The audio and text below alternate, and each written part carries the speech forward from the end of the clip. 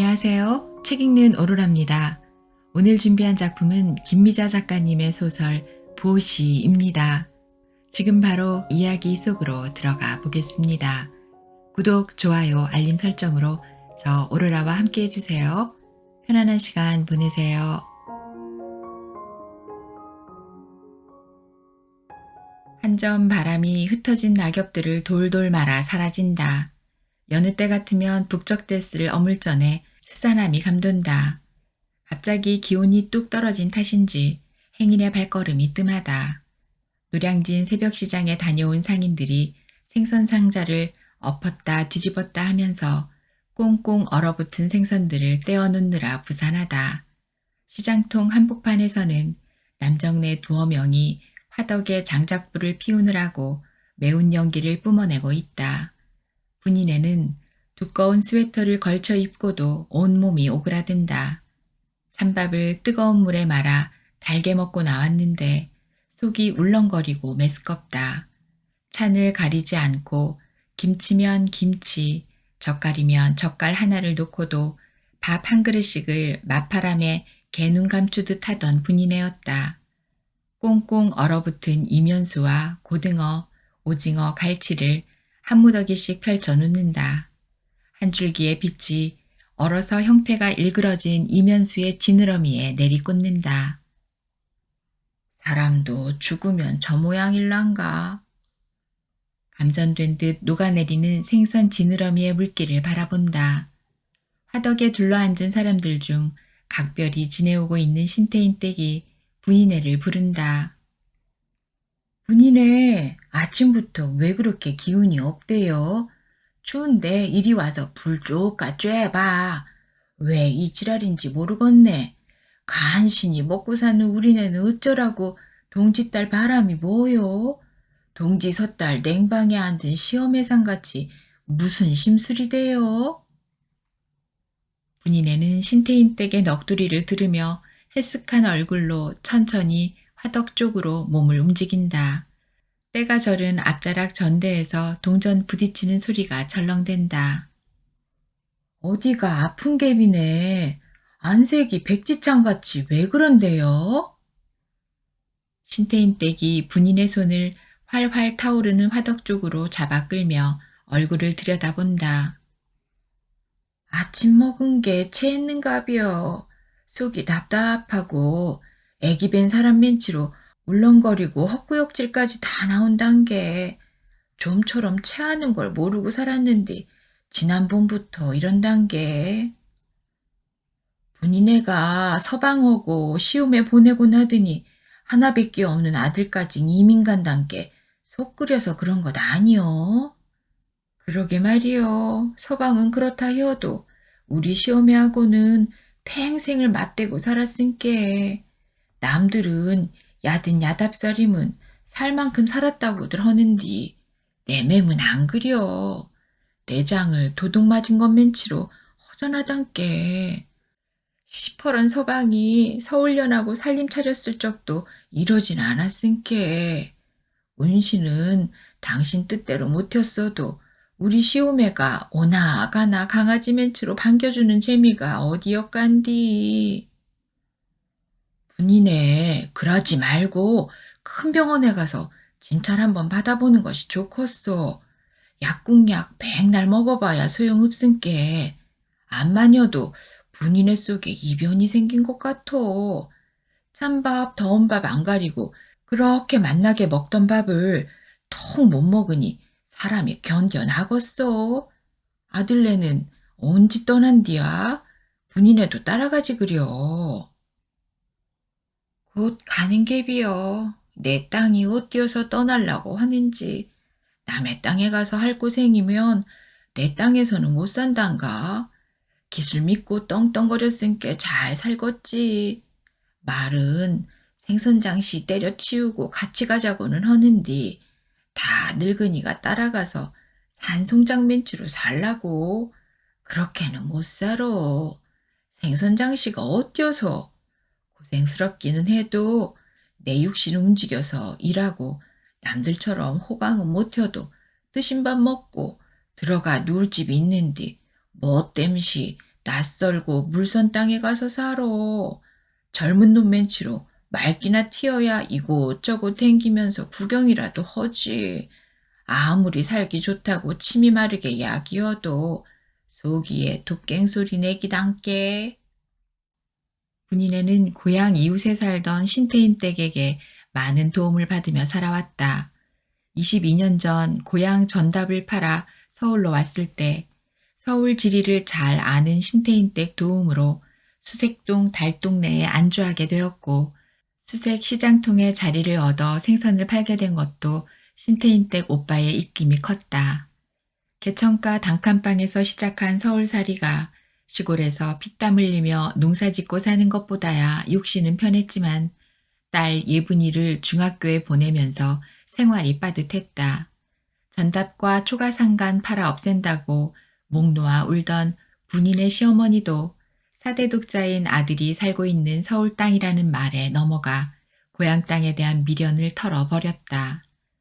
군인의 시어머니는 고향에 다녀온 친지들이 들려주는 소식을 들을 때마다 팔아 없어진 전답과 고향 생각에 눈물을 훔치며 분이네를 원망했다. 그러면서도 분이네가 날이 밝기도 전에 일어나 전대를 차고 고무통을 챙겨 들고 집을 나서면 골목 어귀에 서서 측은한 듯 바라보았다. 분이네는 온종일 시장 바닥에 쪼그리고 앉아 노량진 수산시장에서 받아온 생선들을 다 파는 날은 운수가 대통한 것처럼 발걸음이 가벼웠다. 그럭저럭 살만한 생활에 불평이 없었지만 비수기인 여름철이면 사는 것이 팍팍하게 느껴졌다. 다행히 양 명절이 있어서 분이네는 어린애처럼 그날을 손꼽아 기다렸다. 시장 사람들과 어울려 수산시장에 가서 가오리나 조기, 동태, 병어, 오징어를 몇 꿰짝씩 사서 대절한 트럭에 실어오고 어묵국 한 대접씩 마시고 나면 고향에서 품앗이 모내기를 끝내고 새참 먹는 기분이 들었다. 돈을 많이 만져볼 수 있는 명절을 같은 처지에 있는 시장 사람들도 분이네만큼이나 기다렸다. 좁은 시장 통로에 앉아 지나가는 달동네 사람들에게 생선 몇 마리씩 파는 일은 폭죽 같은 땀 흘리며 콩밥 메고 논 속에 들어가 피살이 하는 것에 비하면 신선 노름이었다. 분이네가 처음부터 생선을 잘 다룬 것은 아니었다. 어설픈 칼질과 생선 다루는 법을 신태인 댁이 자상하게 알려주어 역겨운 비린내를 참아낸 덕을 톡톡히 보았다. 실장갑을 끼고 얼어붙은 동태를 떼어 대가리를 자르고 내장을 꺼내어 토막낼 때는 가슴속에 맺힌 한이 한 겹씩 떨어져 가는 듯 속이 후련했다. 남편 없는 셈치고 기르던 아들놈은 공부를 마다하고 싸돌아다니다 군에 갔고, 딸 하나 있는 것은 고등학생이 되면서 되바라지기 시작했다. 책가방은 팽개치고 멋을 내느라고 날마다 돈 타령이었다. 군인의 전대를 뒤져 돈을 꺼내가면 며칠이고 들어오지 않는 날도 있었다. 빗자루를 거꾸로 잡고 닥달했지만 딸년의 행실을 확인할 길이 없었다. 학교 대표 육상 선수로 뽑혀 합숙한다고 해서 그러는 줄만 알았다. 예분이가 집에 오는 날은 단칸방 부엌에서 음식 냄새가 진동했다. 분인의 시어머니가 시장통에 내려오는 날이면 불이 나게 손질한 삼치와 갈치 봉지를 놔두고 정신없이 시장통 한 바퀴를 돌고 온 분인의 손에는 돼지갈비와 삼겹살, 상추, 깻잎, 과일 보따리가 한아름 들려있다. 그걸 받아들고 비탈길 오르는 예분이 할머니도 신명이 나서 힘든 줄 몰랐다. 예분이는 주로 토요일에 왔다가 월요일에 돌아가곤 했는데 올 날짜를 넘기고 있었다. 분인의 고부는 예분이가 시합 때문에 바빠서 못 오는 것이라고 생각했다. 담임 선생님이 시장으로 찾아오지 않았다면 예분이가 가출한 사실을 까맣게 모르고 있었을 터였다. 백방으로 수소문해 본다는 것이 친구를 찾아가 알아보는 것이었으나 친한 친구들조차 예분이의 행방을 짐작도 못했다. 분인에는 속이 타들어갔다. 한숨이 절로 나왔다. 남편 복 없는 년은 자식 복도 없다는디 틀림없는 말이여. 내 놈의 팔자에 무신 자식복이 있을라고. 동태를 탁탁 토막내며 자탄하는 소리에 지갑에서 돈을 꺼내려던 손님이 자기한테 하는 소리인 줄 알고 묻는다. 뭐라고 하셨어요? 아무것도 아니어요. 사는 것이 하도 답답해서 지 혼자 한 소리였구만요. 1,000원짜리를 전대주머니에 쑤셔 넣고 손님도 없는데 분이네는 생선을 다루기 시작한다. 갈치 지느러미를 잘라 탁탁 큰 소리 나게 토막 내놓고 이면수와 동태, 고등어를 토막 쳐서 한 무더기씩 쌓아 놓는다. 다 팔지 못한다는 것을 알면서도 속이 답답할 때는 생선 내장을 꺼내고 토막 내는데 전력을 쏟는다. 한바탕 그러고 나면 똘똘 뭉쳤던 우라가 조금씩 풀린다는 것을 터득했다. 먼 발치에서 분인의 자리를 지켜본 신태인 댁은 분인의 심사가 불편하다는 걸 눈치챈다. 떠리로 다 팔지 못한 생선은 항상 신태인 댁이 팔아야 할 몫으로 돌아갔다. 분인에는 일찌감치 자리를 털고 일어나 시어머니가 좋아하는 삼치 몇 토막을 들고 집 쪽으로 향해 걷는다. 가파른 언덕이 눈앞에 들어온다. 다리의 힘이 땅속으로 빠져 들어가는 것 같아 더는 걷지 못하고 눈에 띄는 바위에 걸터 앉는다. 아이들의 손때가 묻은 바위가 매끄럽다. 마땅히 놀 곳이 없는 골목 안의 아이들은 바위 주위에서 소꿉놀이와 공기놀이를 하며 잘 놀았다. 한 줄기 보랏빛 광채가 분인의 얼굴에 머문다. 오랜만에 바라보는 석양 노을빛이다. 수색동에 자리 잡으면서 새벽별을 보고 집을 나왔다가 한밤중에 별을 보아야 집에 돌아가는 삶이었지만 누구를 원망해 본 적은 없었다. 팔자이거니 생각하며 굳은 일을 모두 다 오지랖에 끌어안았다. 그런 분이네를 시어머니는 속이 없는 미련한 곰 같다고 하면서도 안쓰러워했다. 해가 넘어가고 달동네에 전깃불이 하나둘씩 켜지기 시작한다. 완만하게 이어진 집들이 금세 화려한 빌딩으로 변한다. 어둠에 묻힌 달동네는 분인의 인생과 흡사하다. 동네 사람들이 가득 찬 시골집 마당에서 원삼에 족돌이 쓰고 맞절하는 모습을 떠올린다. 훤칠한 키에 잘생긴 신랑을 보고 부러워하지 않는 사람이 없었다. 가난한 딸부잣집에서 학교 문턱에도 못 갔는데 대학 나온 신랑감에다 부잣집 4대 독자한테 시집간다고 동네 처녀들이 선망했다. 갓 피어난 19의 분이네는 키가 크고 날씬해서 예쁘다는 소리를 들었다. 얌전한 분이네가 순조롭게 가문에 귀한 아들을 낳았다. 시어머니와 남편이 아이를 손에서 떼어놓지 않고 돌보며 좋아했다. 분이네는 행복이 무엇인지를 곱씹었다. 남편과 긴 대화는 없었지만 유식한 남편의 사랑에 만족했다. 시어머니는 손주 보는 일을 전업으로 하고 집안 대소사를 분이네에게 맡겼다. 사는 재미가 있었다. 많은 식구들이 하루 2끼로 연명하는 친정에 갈 때마다 시어머니는 가래떡을 볶고 인절미를 해서 한 석짝씩 담아주었고 양식에 보태라고 귀한 쌀 2가마니씩을 아까워하지 않고 실어주었다. 배움의 격차가 사는 데는 지장이 없다고 생각했다. 분이네가 집안일을 돌볼 때 남편은 취직 자리를 알아본다고 전주나 이리로 나가면 들어오지 않는 날도 있었다. 분이네는 남편을 믿었다. 서울에 가서 일주일이 걸리거나 보름이 지나도 걱정되지 않았다. 아들은 건강하게 잘 자라주었고 시어머니의 사랑도 변함이 없어 분이네 몫인 살림만 잘하면 되는 줄 알았다. 서울 갔던 남편이 한 달 만에 돌아와서 사업을 해보겠다고 시어머니를 졸라 논 2필지를 팔아갔다. 분이네 시어머니도 아들을 의심하지 않았다. 장가 보낼 때까지 속 한 번 썩이지 않고 순종하던 아들이어서 아까워하지 않고 전답을 팔아주었다. 서울 갔던 아들에게서 소식이 없자 분이네보다 더 불안해하던 시어머니가 아들을 찾아 나서겠다고 나를 잡고 있는데 아들이 불쑥 돌아왔다. 때가 저른 옷차림과 텁수룩한 수염이 그간의 일들을 대변하고 있었다. 사업 자금을 사기당하고 염치가 없어 돌아오지 못했다고 했다. 서울에서 돌아온 남편은 분이네가 한 번도 본 적이 없는 잡지를 쌓아놓고 두문불출하며 일주일을 방 안에만 틀어박혀 지냈다. 가끔 아들 승원이 재롱을 보러 어머니 방에 들르는 것이 고작이었다. 분이네는 남편이 눈치채지 않게 밤단장을 했다. 뒷방 부엌에 가서 목욕하고 땀에 젖은 옷을 갈아입고 남편이 문기적거리는 방으로 들어갔다. 뒤뜰 대나무 숲에 바람이 내려앉는 소리가 쉴 새 없이 스스슥 대고 창호지 문살에 달빛이 찾아들었던 날밤 남편은 보던 잡지를 덮어놓고 분 냄새 풍기는 분이네를 탐했다. 호롱불이 넘실넘실 춤을 추다가 사그라졌다.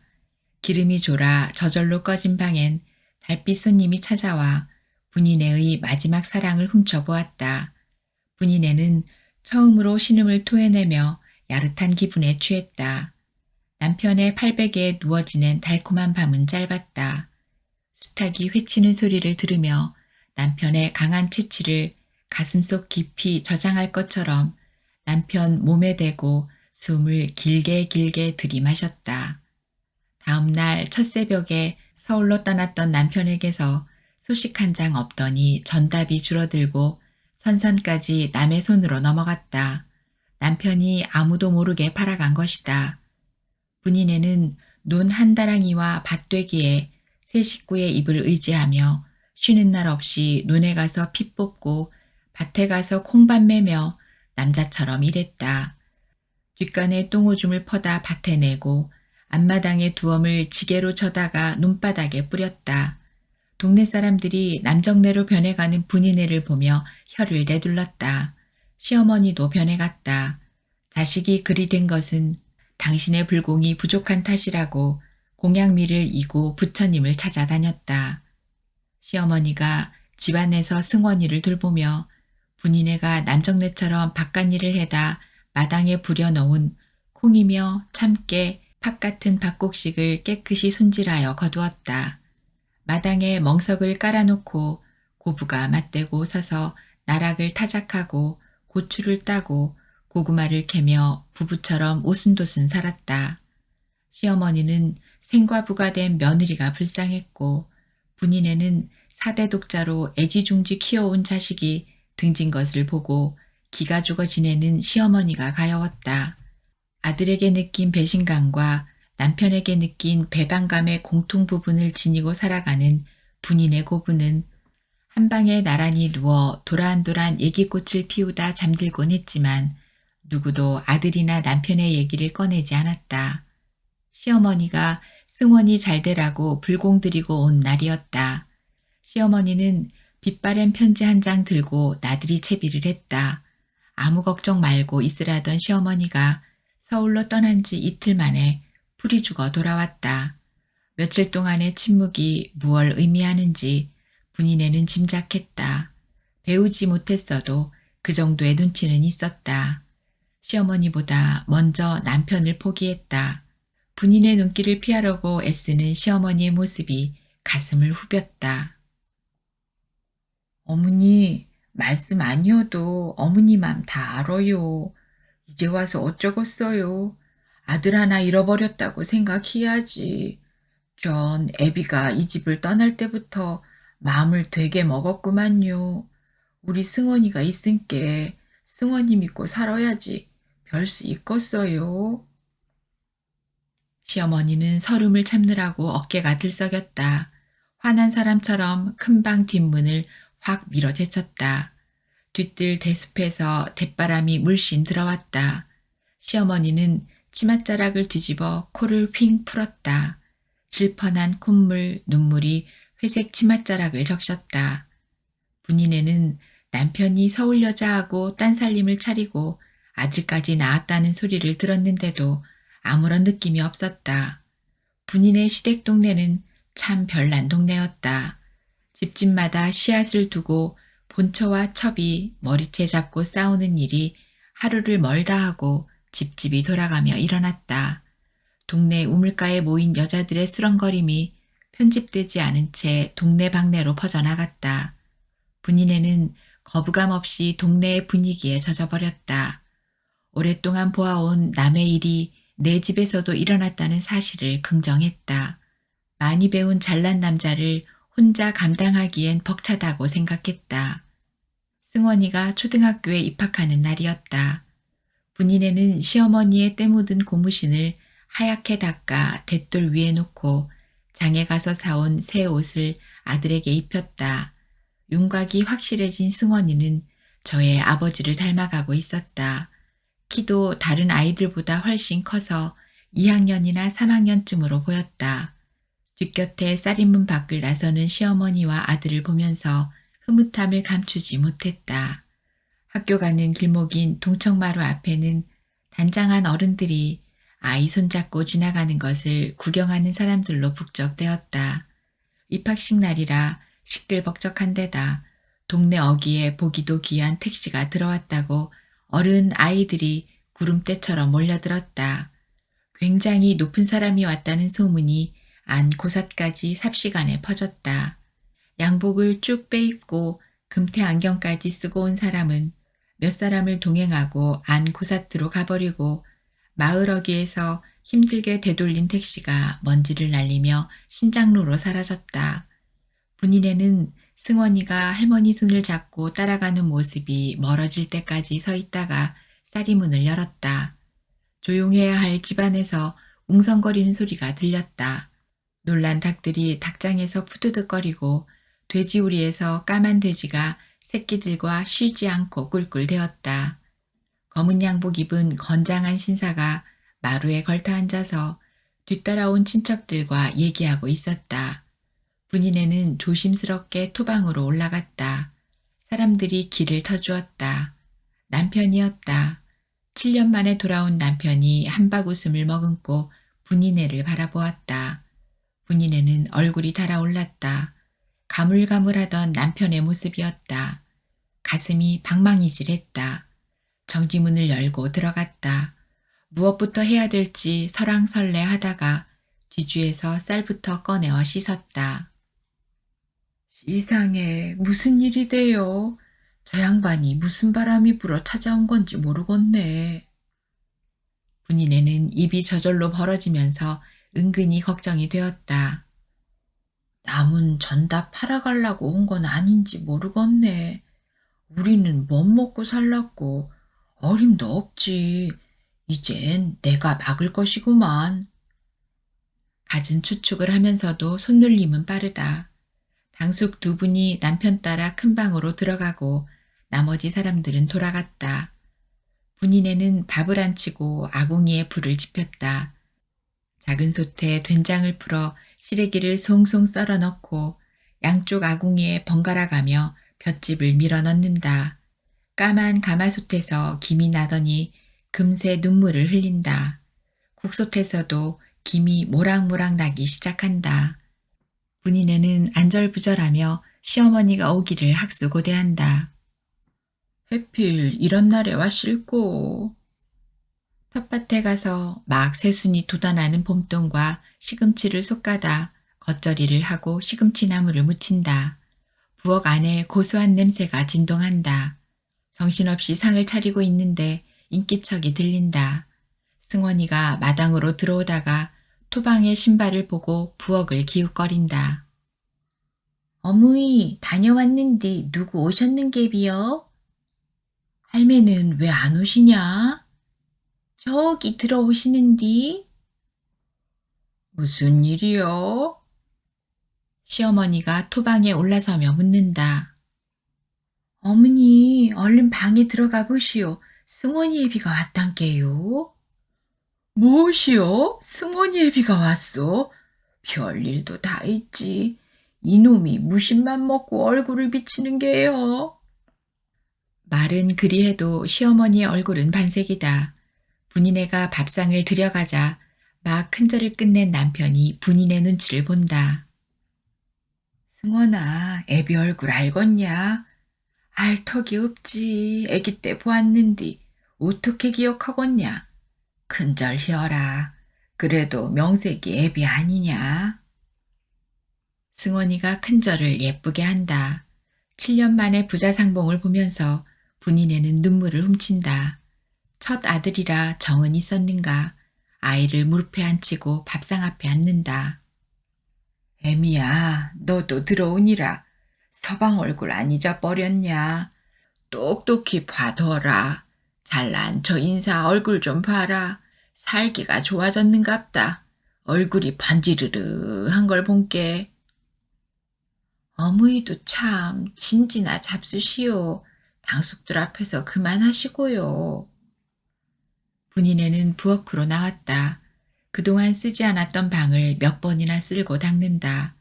콩대 한 짐을 들고 뒤곁 부엌 아궁이에 불을 지핀다.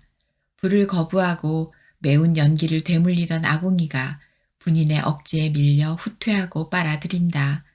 활활 타오르는 불길을 보며 중얼거린다. 그려, 참 긴 세월이었지. 살기 바빠서 원망할 새도 없었단께. 그 경황 중에도 잊지 않고 친정에 양식 보내준 우리 어머니 아니었음. 내가 지금까정 살았을까 모르겠네. 살기야 살았겠지. 승원이가 있었은께. 그려 다 내 팔짠디 어쩌겠어. 내일은 어머니하고 절에 불공들이러 가야 쓰겄네. 참고 살다 본께 이런 날도 다 생기는구만. 분이네가 아궁이 단속을 해놓고 가마솥에서 숭늉을 떠가지고 방으로 들어간다. 밥상을 물리고 앉은 당숙들이 담배를 꺼내고 있었다. 애미도 밥 먹어야지. 거그 안 끄라. 전 괜찮여요. 이따가 한술 뜨겄어요. 상을 들고 나왔다. 해가 대숲 위에 걸터 앉아 쉬고 있다. 춘삼월의 투명한 빛이 대숲에 쏟아진다. 미풍에 한들거리는 댄잎이 분인의 마음을 눈치챈 듯 스스슥거린다. 동지섣달 얼어붙었던 마음이 녹아내리고 있다. 분인에는 남편과 마주하기가 쑥스러워 부엌에서 시간을 보낸다.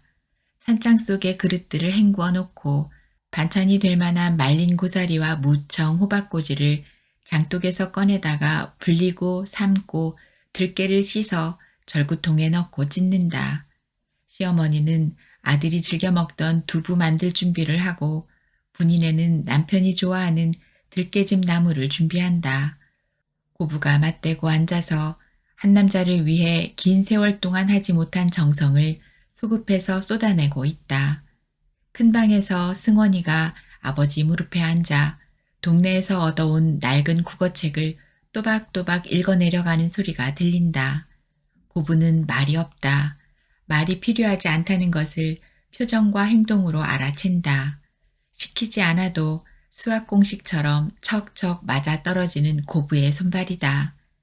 시어머니가 맷돌에 갈은 콩물을 가마솥에 넣고 분인에는 체에 받친 들깨즙을 작은 솥에 붓는다.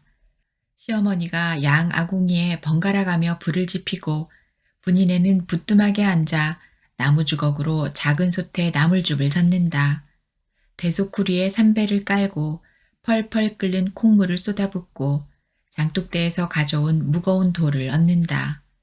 분인에는 즙나물을 옹기에 퍼놓고 고사리를 볶는다. 굴뚝에서 빠져나온 뽀얀 연기가 하늘 높이 오르다가 부엌에서 나온 김과 어우러져 마당과 토방으로 낮게 퍼진다. 안개에 휩싸인 듯한 집안을 밝히던 호야등이 마루 위 처마에서 대롱거리고 방마다 호롱불이 켜졌다. 두리반에 네 식구가 둘러앉았다. 철없는 승원이만 색다른 음식을 넘보고 세 사람은 음식을 달게 먹지 못한다. 시어머니와 분인에는 감정이 북받쳐 음식을 넘기지 못하고 남편은 불편해서 숟가락질이 더디다. 어머니, 제가 죽을 죄를 졌어요.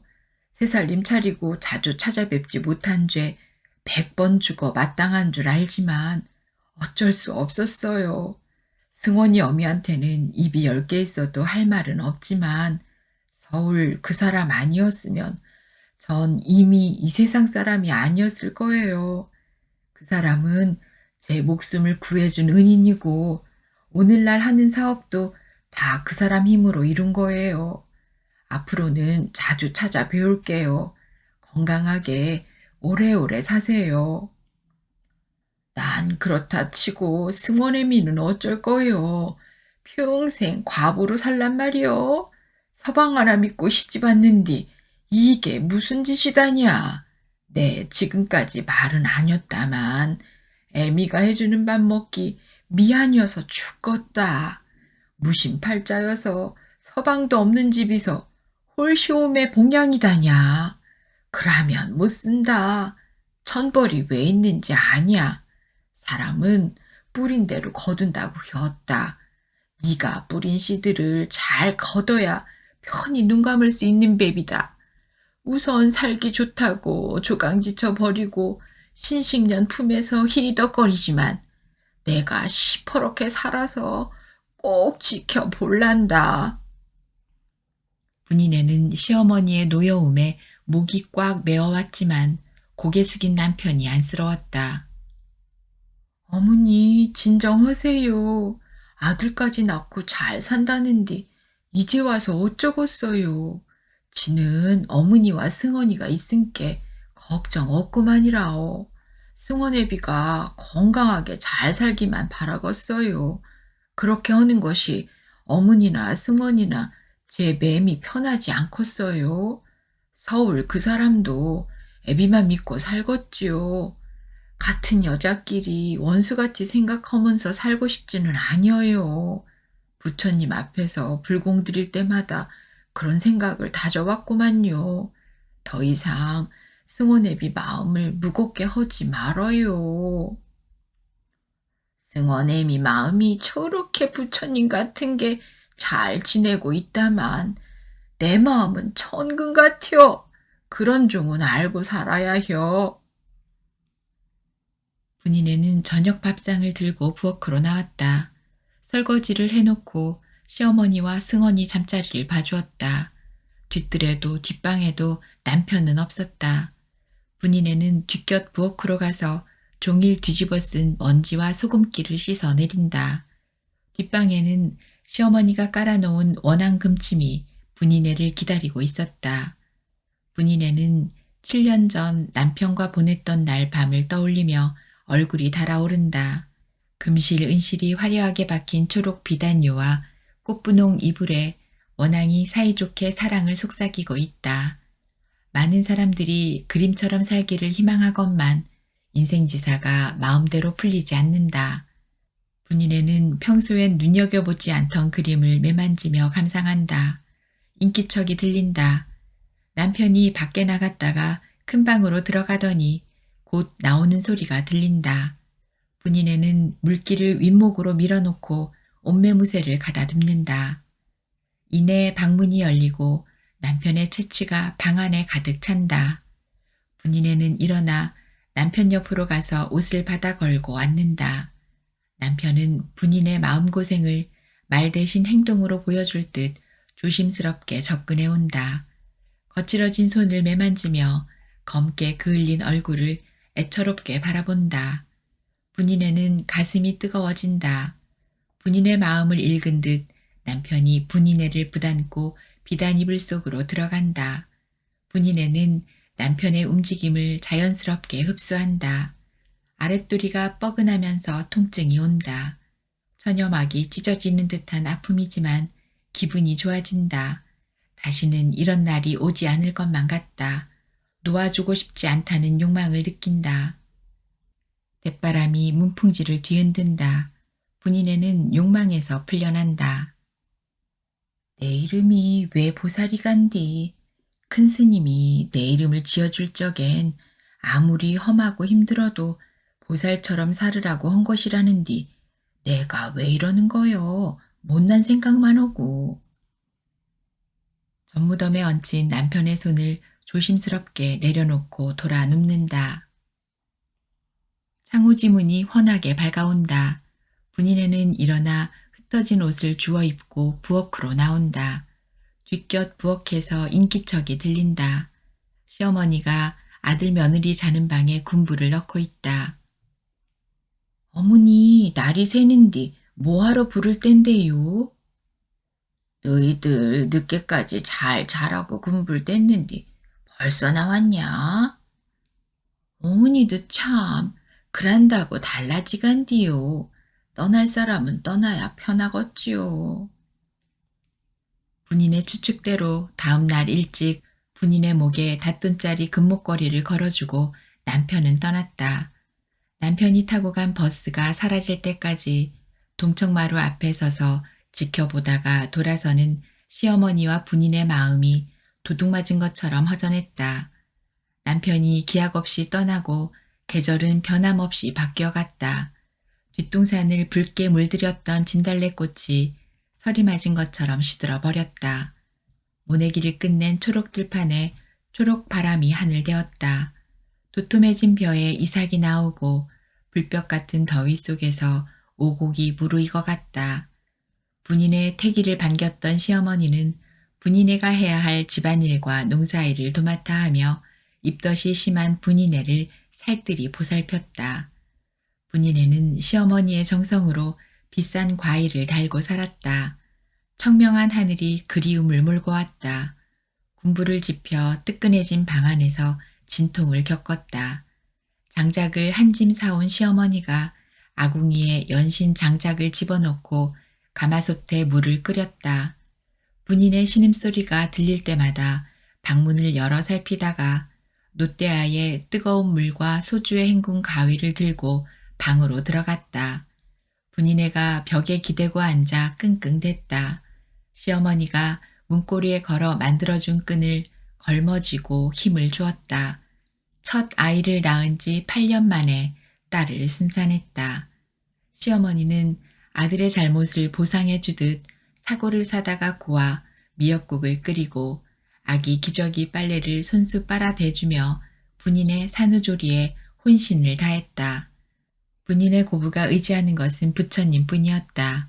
보름에 한 번씩 찾아가서 불공들인 정성의 보답인 듯 승원이와 예분이가 탈 없이 건강하게 잘 자라주었다. 승원이가 읍내에 있는 중학교에 입학했다. 매일 도시락을 싸들고 힘겹게 걸어 다녔다. 분인애보다 시어머니가 더 승원이에게 애정을 쏟아부으며 기대를 걸었다.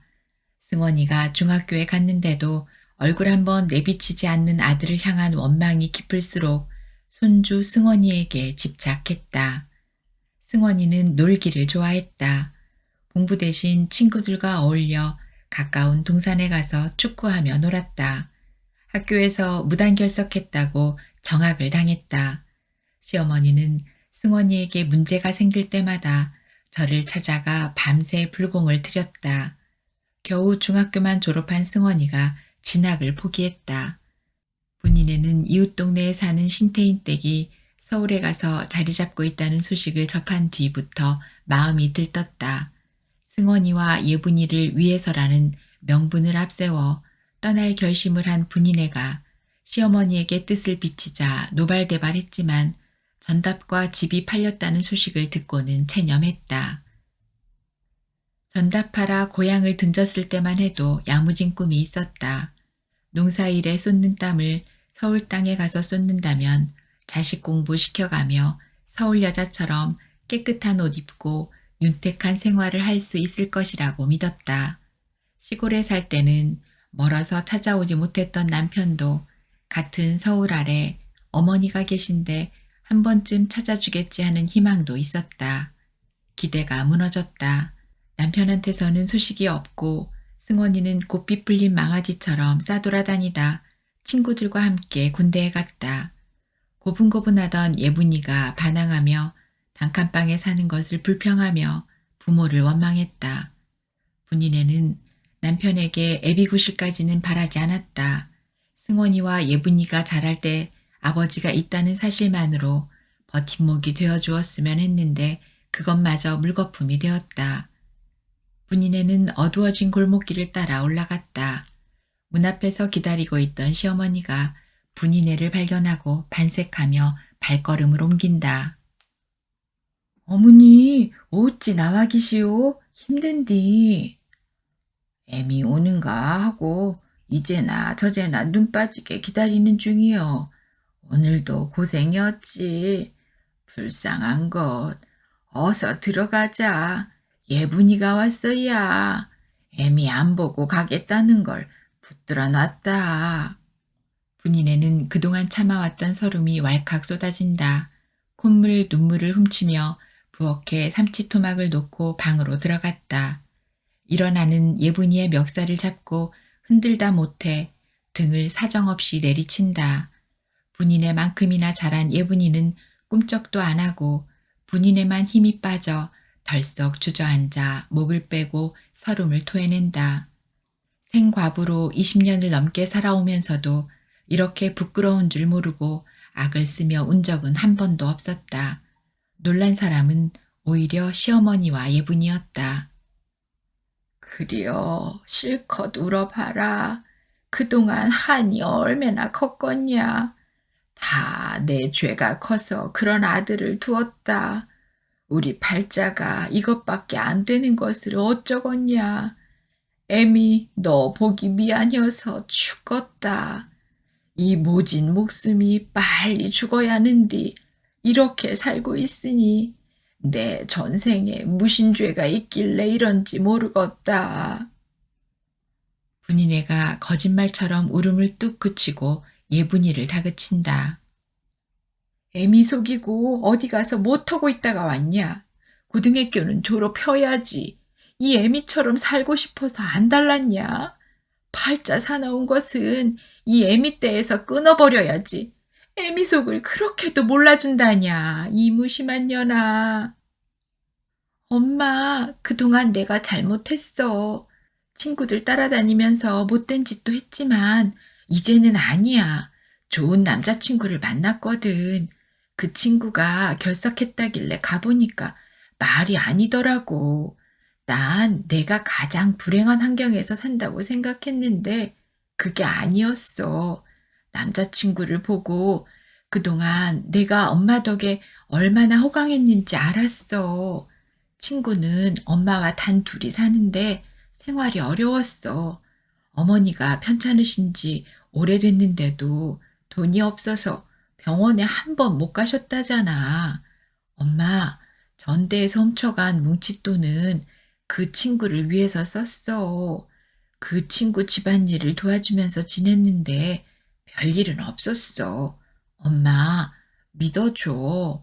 나 고등학교만 졸업하고 그 친구와 결혼해서 뒷바라지 잘해줄 거야. 머리도 좋고 공부도 잘하니까 잘만 도와주면 크게 될 사람이야. 앞으로는 엄마 속 썩이는 일이 없을 테니까 믿어줘. 분이네는 예분이 말을 믿기로 한다. 항상 철부지고 되바라졌다고만 생각했는데 지 나름대로 꿈을 키우고 있는 것이 기특했다. 분이네는 다음날 시장에 나가지 않았다. 미장원에 들러 머리 손질하고 얼굴에 화장까지 했다. 예분이를 앞세우고 연보랏빛 한복을 입은 분이네가 언덕 아래로 멀어져가는 모습을 보며 시어머니의 입가에 한박꽃이 핀다. 학교 가는 일은 시어머니의 몫이었는데 분이네가 자식을 위해서 처음으로 학교에 갔다. 그동안 있었던 일을 자초지종 알리고 학교 측에 선처를 받아냈다. 육상 선수로서 학교를 빛낸 공로를 인정받아 한 학기만 마치면 졸업할 수 있게 되었다. 분이네는 만 가지 근심이 사라지는 듯 발걸음이 가볍다. 오는 길에 예분이를 앞세우고 남자친구 집에 들렀다. 예분이가 설명했던 대로였다. 학교에서 돌아온 예분이 남자친구를 보고 분이네는 흡족했다. 총기가 있어 보였다. 아들 승원이에 대한 관심을 장래 사윗감에게 돌리는 분이네 마음에 작은 기쁨이 샘물처럼 솟아났다. 예분이가 얌전해졌다. 집안일에는 손 하나 움직이지 않던 아이가 할머니 대신 빨래를 하고 청소도 했다. 개천가 단칸 새방에서 행복이 삐져나오는 소리가 들렸다. 분이네는 종일 속이 쓰려 좌판을 신태인 댁에게 맡기고 일찍 들어왔다. 시어머니가 금세 나타나서 반길 것만 같다. 집안이 조용하다. 부엌으로 들어가서 연탄 보일러 구멍을 열어놓고 들어와 담요 밑에 몸을 부린다. 배에서 꼬르륵 꼬르륵 먹을 걸 달라고 아우성이다. 이럴 때 어머니가 계셨다면 소반에 마주 앉아 만나게 먹었을 것인디 나 혼자 먹겠다고 맛있는 음식을 할 수도 없고 시방은 내 한 몸도 귀찮을 판인데 이대로 누웠다가 조용히 어머니 곁으로 가시면 딱 좋겠다. 분이네는 어지럽다.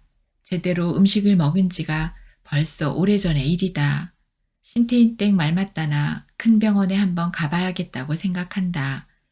승원이네가 이민 수속인가 뭔가를 맡았다고 했으니께 곧 떠날 테고 예분이도 학생 때 만난 남자와 결혼해서 병든 시오매를 모시고 군말 없이 살고 있으니께 시방 눈 감아도 여한은 없을 거요. 분이네는 시장 변두리에 앉아서 채소를 팔던 새 각시가 눈에 밟힌다. 시상에 그런 팔자가 어디 있대요. 갓난애기 놔두고 건강하던 남편이 급사가 뭐여. 젊은 사람이 어떻게 살아갈란가 모르겠네. 분이네는 시장통 목 좋은 곳에 있는 자신의 좌판에 새댁이 앉아서 장사하는 모습을 상상해보고 흐뭇한 미소를 짓는다. 우리 시오매가 평생을 인정 베풀며 사시도만 돌아가실 적 본께 팬이 가시도만 아들 뒤따라 가신 것 본께 저승에서나마 같이 살고 싶었는게벼. 맨날 나한테 미안이었사또만 시오매 아니었으면 우리 친정 식구들이 배골고 살았을 것인디 친정집 동생들이 잘 풀린 것은 다 우리 시오매 은공이지 뭐여. 놈들은 사돈집이 못 산다고 숭이나 보드만 우리 시오매는 영락없는 부처님 맴이었으니께 해마다 친정집에 양식 주면서 동상들 공부시키라고 얼마나 성화됐간디. 그만큼이라도 배웠으니께 벌어먹고 살기가 수월했지. 승원애비가 대대로 내려온 전답에만 손대지 아니었어도 어머니 말년이나 내 팔자가 이러진 아니었겠지. 다 지나간 일인디 인자서 생각하면 못혀. 속이나 뒤집히지. 분이네는 힘이 들수록 시어머니 생각이 간절하다. 일어나서 물 마른 밥이라도 떠먹고 싶지만 마음뿐 그대로 누워있다. 뜨뜻해진 방안 기운이 분인의 남아있는 힘을 분산시키고 있다. 대문 소리가 들린다. 신태인댁이 냄비에 녹두죽을 쑤어왔다. 분이네를 일으켜 몇 숟가락 떠 넣어주며 말한다. 분이네 언제까지 혼자 이러고 있을티요. 승원네나 예분이한테 전화 넣어줄까? 애들이 애미 아픈 것은 알아야 할 것 아니오? 나 혼자 있는 것이 속이 편해서 그려. 당최 연락하들 말어. 내일은 큰 병원에 다녀올란께. 걱정 말고 내 자리는 우선 세각시한테 맡겨야겠어. 그 비싼 자리를 그냥 넘겨줄라고? 그렇게 불쌍한 사람한테 돈 받아서 내부자 되면 못혀. 이렇게 아파서 혼자 있어 본께 가지고 있는 것도 귀찮고 다 부질없단께. 나 없더라도 자네가 나한테 한 것만치로 젊은 각시도 잘 도와줘야 해요. 사람들한테는 내 친정 조카라고 해줘야겠어. 그래야 단골들이 안 끊기지. 자네만 믿겠어. 분이네. 이 사람 왜 이러는겨? 이혼하는 사람 맨치로. 아무려도 심상치 않은 것이 목에서 죽은 피가 콸콸 나온단께. 속이 썩어 문둥거러졌나비요. 말을 안 하고 산다고 속까지 없었던 것은 아니었은께. 승원이 저놈이 지멋대로 각시 얻어 살도만 이날 이저거지 어매대접이나 해주었단가. 이제 와서 말인디 나 자식 하나 잊어버렸다고 생각했은께. 우리 시어매가 그러도만 나까지 그러고 살았단께. 우리 시어머니는 나라도 의지하고 살다가 가셨지만 솔직히 말여서 딸 자식 헌티 빚쟁이 멘트로 짐 주고 떠나고 싶지가 아니어서 그려. 내 말 알겠지? 분이네. 왜 그렇게 마음이 약해졌단가? 수색시장 통해서 통반장 노릇 다 하면서 악착같이 살더만 어찌 그런 소리려. 분이네답지 아니여. 후딱 자리 털고 일어나야지. 진단은 의사가 하지 분이네가 의사 노릇까지 하려고 그려? 우리 시험해 본께 돌아가실랑께 다 챙기도만 당신이 입고 갈 입선까지 챙겼단께 자기 맹은 다 아는갑도만 나도 말할 수 있을 때 하는 것인께 자네가 내 속이나 알아주었으면 싶단께. 분이네. 나도 내일 쉬고 병원에 따라가 볼란다. 어떻게 혼자 간다고 그려. 그런 소리 말고 내 좌판 일이나 잘 처리하고 어서 가봐. 아들 며느리가 걱정하겠구만. 여기 온 줄 안게 걱정 마로. 오늘 분이네하고 같이 자고 가야 쓰겄다. 황혼의 서방 만나서 연애건 이야기도 들으면서 텔레비 연속극보다 더 재밌겠지? 신태인 댁이 중냄비를 머리맡에 밀어놓고 분이네 옆에 와서 눕는다. 겨울이었는개벼. 눈발이 날렸다. 땅바닥에 내려앉은 한방눈이 강한 빛에 금세 녹아버리고 젖은 바닥에 백설이 난무했다. 분이네는 좌판 옆에 연탄 화덕을 피워놓고 실장갑 낀 손을 쬐고 있었다. 불그레한 얼굴에 평온이 감돌았다. 좌판의 인기척을 느끼며 바로 앉는 분인의 눈에 지팡이와 남자 구두가 먼저 들어왔다. 뭘 찾아요, 손님? 분인애는 얼굴을 들어 장대같이 서 있는 남자를 바라보았다. 낯익은 얼굴이었다. 병색이 짙은 중노인은 분명 남편의 모습이었다. 분인애는 재빨리 예분이 나이를 헤아렸다. 20년이 넘는 세월이 흘렀다. 예분이를 만들어 놓고 떠났던 남편이 딴 사람이 되어 나타난 것이다. 분인애가 벌떡 일어섰다. 승원 엄마, 미안하오. 오래전부터 이곳에서 당신을 지켜보고 있었소만 면목이 없어 그냥 돌아가곤 했었소. 좋은데 이러지 말고 저기 저 국밥집에 들어가 계시오. 곧 따라갈 텐께요. 분인애는 정신이 없었다. 신태인 댁에게 자리 좀 보라고 부탁해놓고 전대를 풀러 돌돌 말아 손에 쥐었다. 비린내가 절은 옷매무새를 고치고 잔머리를 쓸어 올리며 국밥집 문을 열었다. 청춘이었던 부부가 중년이 되어 마주 앉았다. 행색이 왜 그렇게 되셨대요? 어머니가 보면 속이 뒤집히겠소. 어머니 말씀대로 된 것 같소. 죗값을 치르는 것 아니겠소. 미안허. 어머니까지 떠맡기고 입이 10개라도 할 말이 없소. 미안하다는 말밖에.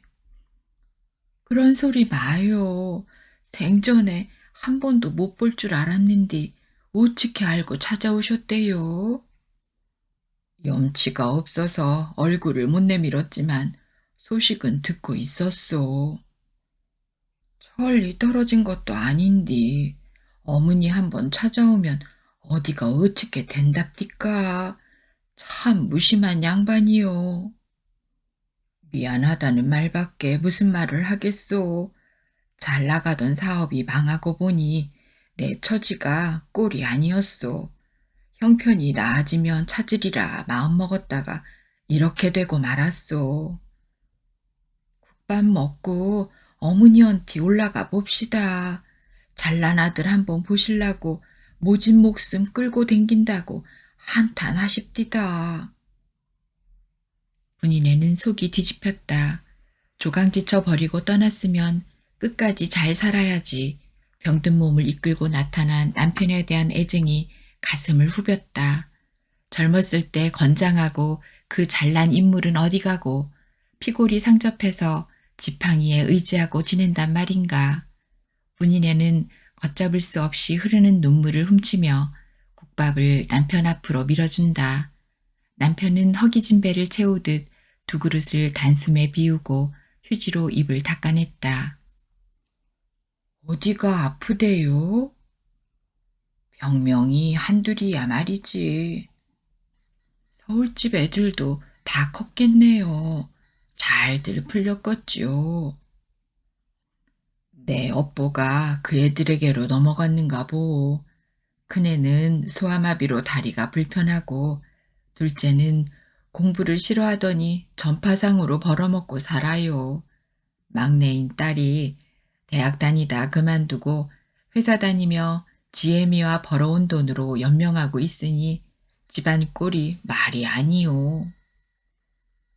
부자는 망여도 3년 먹을 것이 있다도만 자가용 굴리며 떵떵거리고 살았은께 남은 재산은 있을 것 아니오? 서울 그 사람이 그런 요량 없이 살림한 것은 아닐 텐디 왜 이렇게고 댕긴대요? 당신 속이 많이 상했나 보구려. 회사가 부도나고 그 충격으로 쓰러져 병원 신세를 오래 졌었소. 벌어오는 사람은 없고 곶감 빼먹듯 하다 보니 이 꼴이 됐소. 살아서 이렇게 당신 얼굴을 보니 내 마음이 편안해지는구려. 어머니는 나중에 찾아뵈야겠소. 이 상태로는 차마 뵐 자신이 없구려. 분인애는 남편에게 당당해졌다. 고생하고 살았어도 가족 모두가 건강하게 지낸 것이 떳떳했고 남부럽지 않게 푼푼히 모아온 돈으로 내일 모레면 방 2개 달린 전셋집으로 이사도 간다. 분인애는 전대를 풀어 10,000원짜리 지폐를 몇 장 꺼내 남편의 점퍼 안주머니에 넣어주었다. 오고 싶을 때 언제든지 찾아오라며 버스 정류장까지 바양 갔다가 돌아왔다. 흐뭇함이 가슴속에서 샘물처럼 솟아나왔다. 분이네, 좋은 일 생겼는갑네. 웬 웃음꽃이대요. 그럴 일이 생겼구만. 옛날 애인이 찾아왔단께. 등등했던 기세가 어디로 가고 내 앞에서 고개 숙이는디 마음은 짠여도 기분이 좋단께. 이제사 내 할 일이 생긴 것 같단 말이여. 분이네가 늪복 터질랑비네. 신태인 댁이 덩달아 좋아했다. 분이네가 화장하기 시작했다. 비녀를 뽑아내고 머리를 짧게 잘라 펌어도 했다. 시장에 가서 옷을 사오고 구두를 사다 놓고 틈만 나면 신어보았다. 시어머니는 예분이와 다정하게 지내며 이사갈 꿈에 부풀었다. 동지 섣달이 다가오지만 분인의 단칸방은 봄이었다. 희색이 만면한 모습으로 장사를 하니 손님이 꼬여들었다. 분인에는 날마다 얼굴을 내미는 남편이 있어 행복했다. 이사한 다음 날 남편을 데리고 시장에 가서 두터운 코트와 구두를 사주었다. 깨끗하게 단장한 남편의 얼굴에서 옛 모습이 되살아 나왔다. 분인에는 남편의 팔을 부축하고 이사한 집으로 향했다. 골목 길가에 있는 집이지만 개천가 단칸방에 비하면 호텔이었다. 대문도 따로 있고 부엌에서 마음대로 목욕도 하고 변소도 방 옆에 있어서 줄 서서 몸을 비틀며 오래 기다리지 않아서 좋았다. 모자 상봉을 위해서 음식을 준비하고 여든이 넘은 시어머니에게 분홍 스웨터를 사드렸다.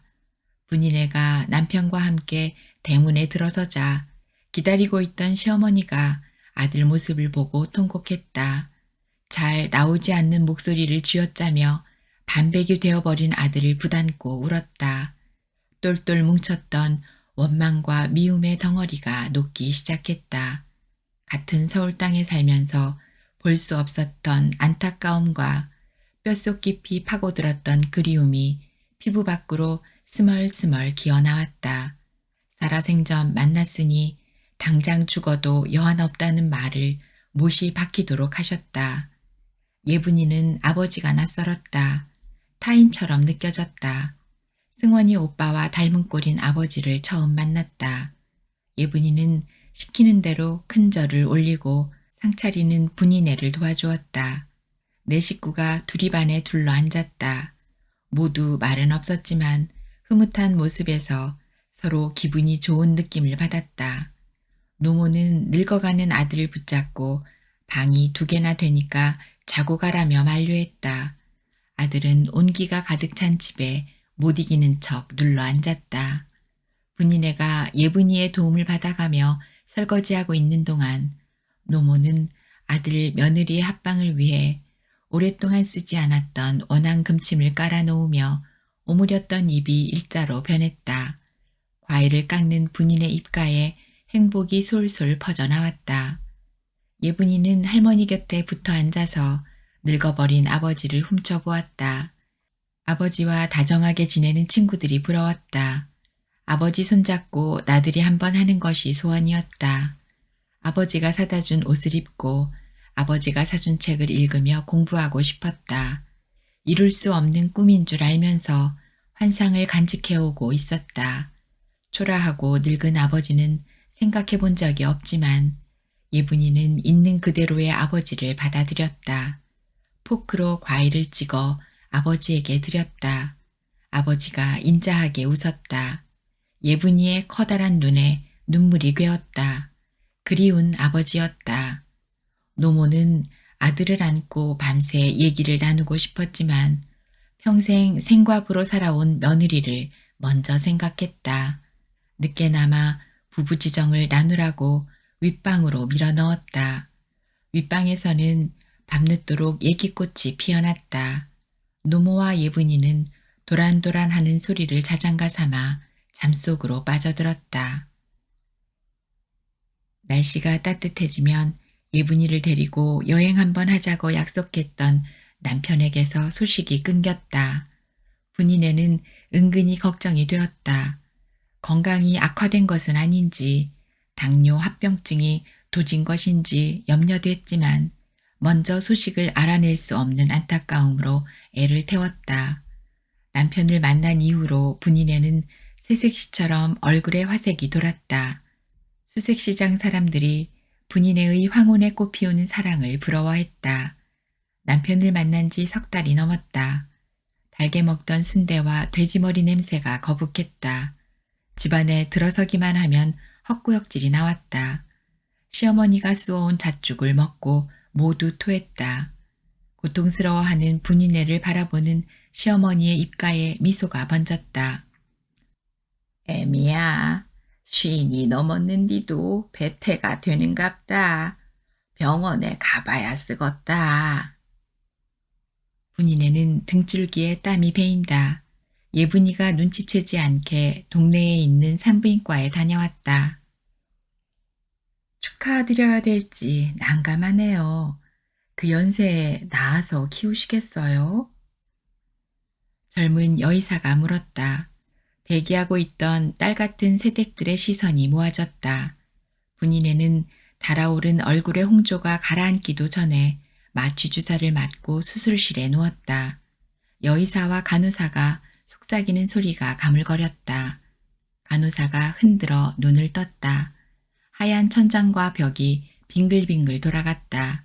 중심을 잡을 수가 없었다. 간호사가 조금 더 누워있으라고 했다. 남편의 기운이 되살아났다.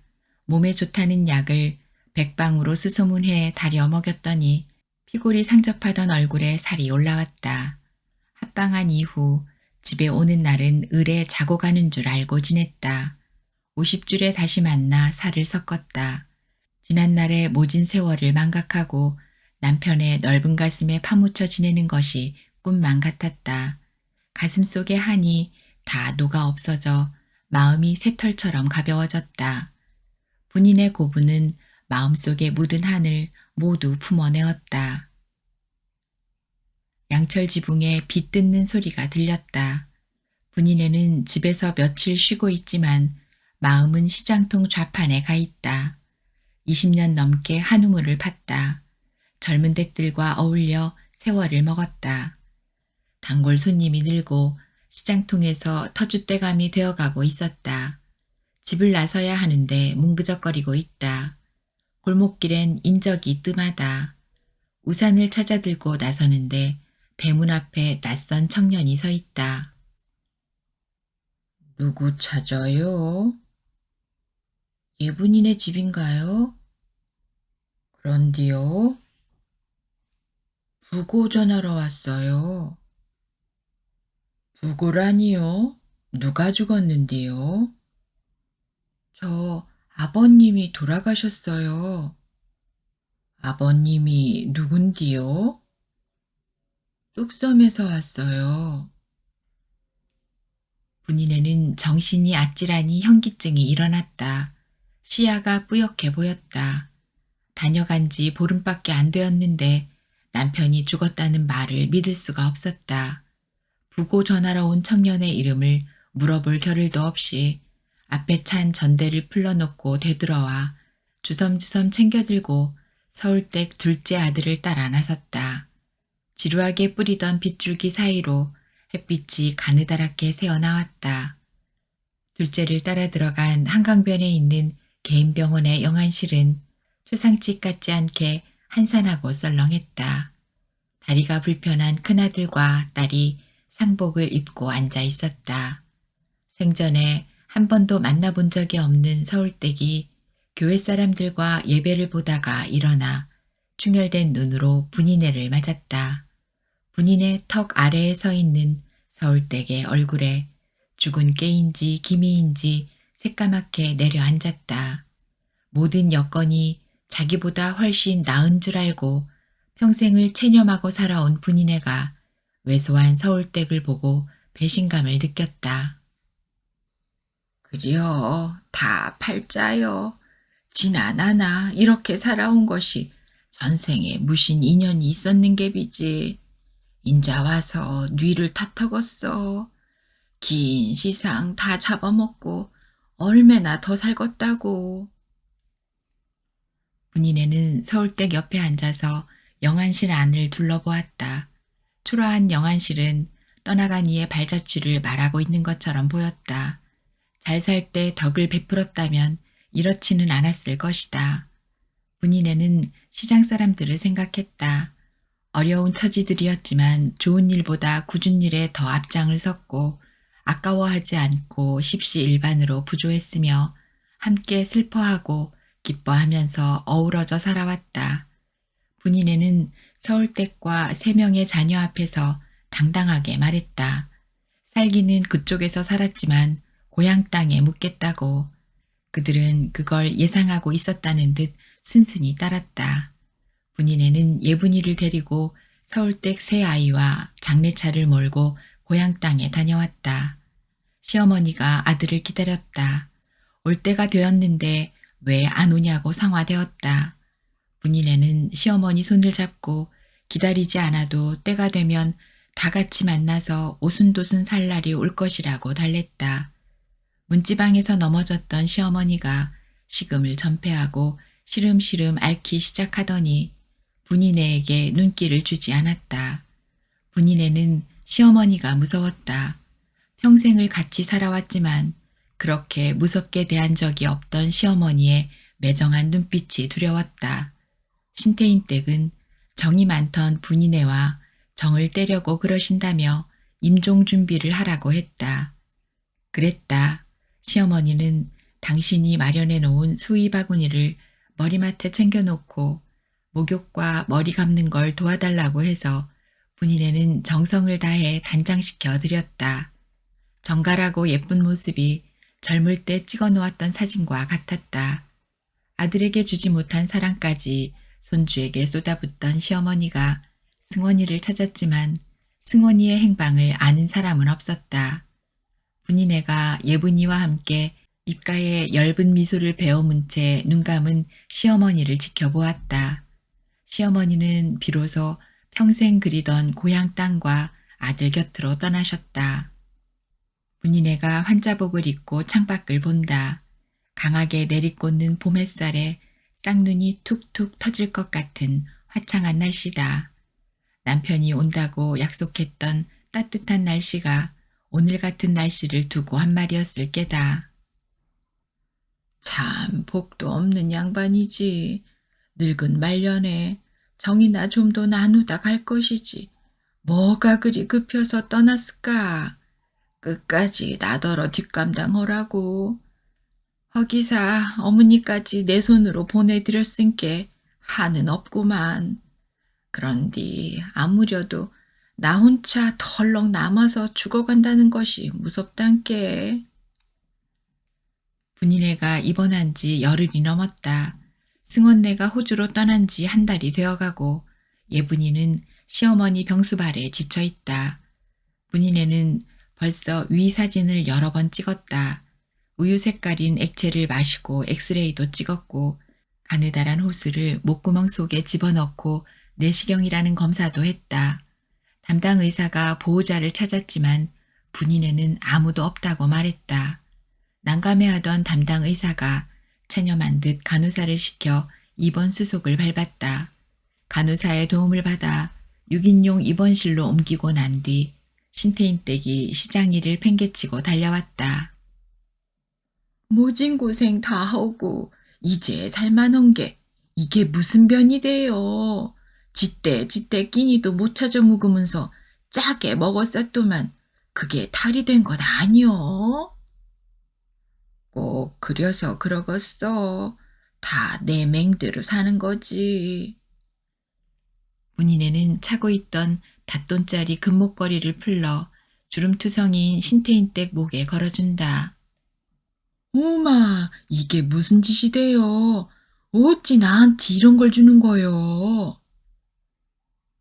자네 덕 많이 보고 살았는디 여태 정표 한 번 못 준 것이 걸려서 큰맘 먹었으니께 뿌리치지 말어. 그려도 그렇지.